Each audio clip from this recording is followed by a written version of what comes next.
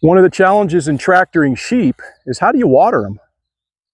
In this video, I'm going to show you the system that I've come up with and give you a general update to this sheep tractor project.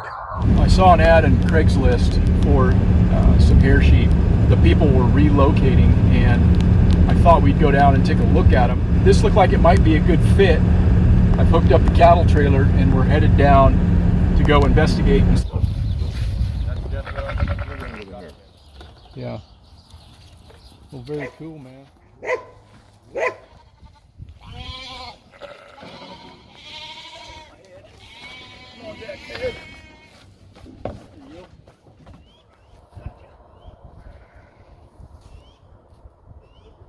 Got one ram, one ewe, and then two babies that she's got on her. Currently, they have not yet been weaned. And picked the three of them up for $350. Yeah, I'm excited to have them, and we're going to get them home here shortly and kind of show you where their new home is.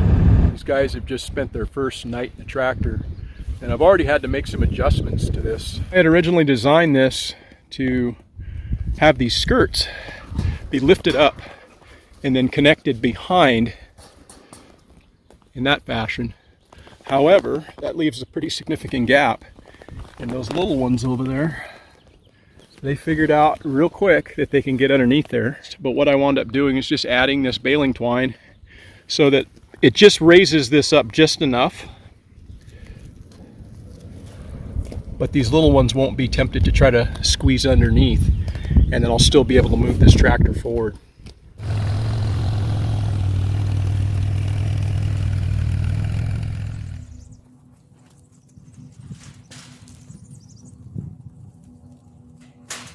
I've had this old tent trailer on my property for about 20 years, just sitting idle. The insides of it were no longer any good, but I decided to keep it around because I knew someday I'd utilize it for something. And what I decided to do is just strip out the interior of it, and I'm utilizing it as the vehicle to carry the water and or feed if I decide to carry feed on it as well. Yeah, this is a very simple and non-technical design, and in many ways it's still being prototyped as I learn more about how it's going to best serve this tractor. But the only thing that I had to come off the property to purchase is the trailer jack on the tongue and the bulkhead that's tapped into that olive barrel. On closer inspection, you can see that somebody's decided to get fancy and add some 65 Mustang taillights. But all that I've done is stripped out the entirety of this tent trailer, just leaving the floor space completely open.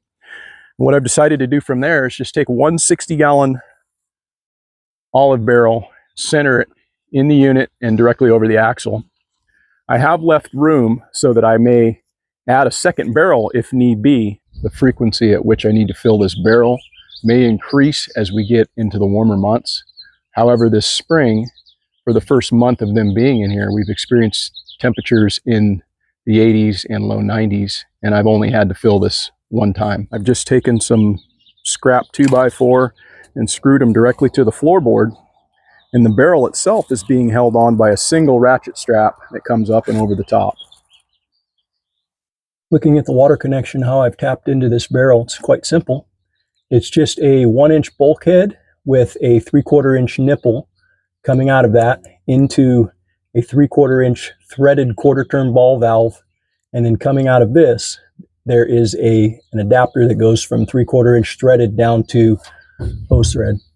As we follow the hose on its way out, it's just punched through the side of the tent trailer itself, and I've lined it with blocks on either side so that this hose doesn't get cut. And then I've got 100 feet of hose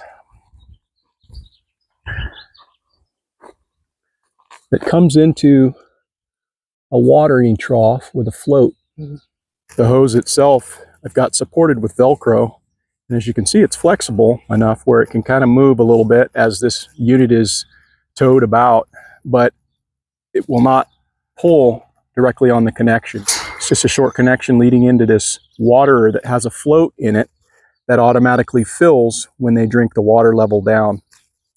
I've got a couple of scrap pieces of lumber where I've attached U-bolts through, which is the attachment point for the rear of this water trough in order to support the weight leaning off the front of this, I've decided to fashion this rod up and over.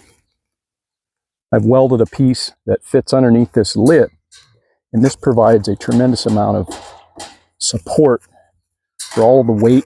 And then these animals, particularly old Jethro, he likes to rub on everything, just like that.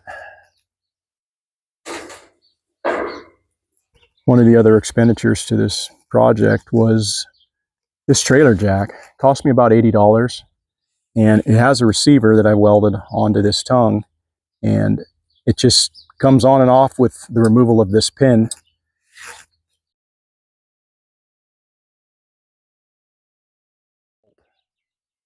The only thing that these animals are getting other than the pasture that they're on is just supplementation with Himalayan pink salt, which is going to provide them all of the minerals that they will need. I'm going to go ahead and put the rest of all these skirts up, and then I'll move this unit up.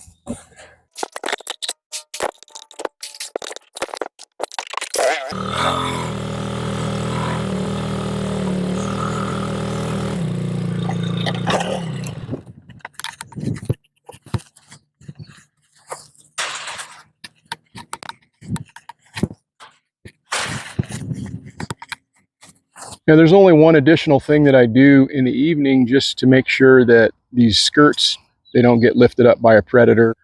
I'll drive these spikes around each of the 4 skirts, and that just gives me another level of security at night, knowing that nothing's going to be coming in that direction.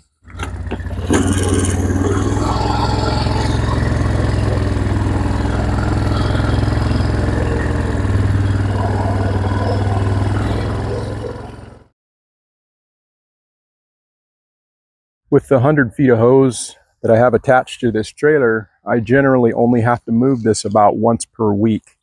I've got a Katahdin ram and a Katahdin ewe. Both of them are 3 years old. When we bought those, they came with offspring. They had 2 rams that were about 2 months old. We wound up putting those up for sale on Craigslist, and we sold those, and then turned right back around and bought 2 ewes that were 4 months old. And those are the 2 Dorpers that you see behind me.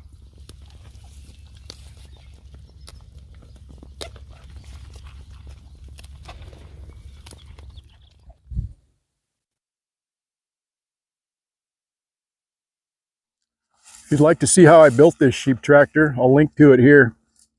Please consider subscribing. Thanks for watching. We'll see you in the next video.